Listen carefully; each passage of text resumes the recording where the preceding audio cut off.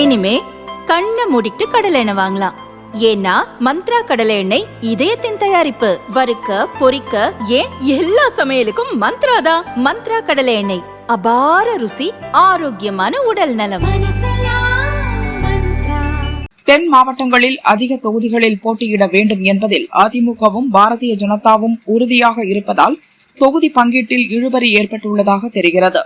இதுகுறித்து பாரதிய ஜனதா வட்டாரங்கள் கூறும்போது 2024 லோக்சபா தேர்தலில் கன்னியாகுமரி, திருநெல்வேலி, தூத்துக்குடி, தேனி, ராமநாதபுரம் ஆகிய தென் மாவட்ட தொகுதிகளில் அதிமுக டெபாசிட் இழந்தது.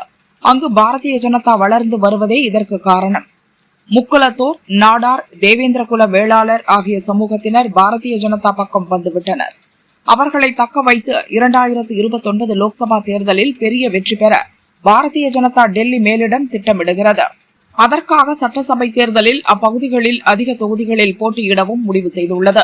எனவேதான் மதுரை தெற்கு, சாத்தூர், ராமநாதபுரம், பரமக்குடி, முதுகுளத்தூர், மானாமதுரை, வாசுதேவநல்லூர், தென்காசி, ஆலங்குளம், திருநெல்வேலி, நாங்குநேரி, ராதாபுரம், நாகர்கோவில், குளச்சல், கன்னியாகுமரி ஆகிய 15 தொகுதிகளை பாரதிய ஜனதா தேர்வு செய்து போட்டியிட வசதியாக தங்களுக்கு அந்த தொகுதிகள் வழங்க வேண்டும் என அதிமுக தலைமையிடம் வலியுறுத்தி வருகிறது. அதற்கேற்ப மத்திய மாவட்டங்கள், வடக்கு மாவட்டங்களில் பெரிய எண்ணிக்கையில் தங்களுக்கு தொகுதிகள் ஒதுக்க வேண்டாம் என கூட்டணி தலைமையிடம் பாரதிய ஜனதா தரப்பில் வலியுறுத்தப்பட்டுள்ளது என அந்த வட்டாரங்கள் கூறின. பாரதிய ஜனதாவின் இந்த முடிவுக்கு அதிமுக உடன்பட மறுக்கிறது. அக்கட்சியும் தென் மாவட்டங்களில் அதிக தொகுதிகளில் போட்டியிட விரும்புகிறது. அக்கட்சியின் முன்னாள் அமைச்சர் ஒருவர் கூறும்போது, கூட்டணியில் பாரதிய ஜனதாவுக்கு 25 முதல் 30 தொகுதிகள் வரை ஒதுக்கப்படலாம். தமிழகம் முழுதும் பரவலாக தொகுதிகளை ஒதுக்க அதிமுக பொதுச் செயலர் பழனிசாமி முடிவெடுத்துள்ளார்.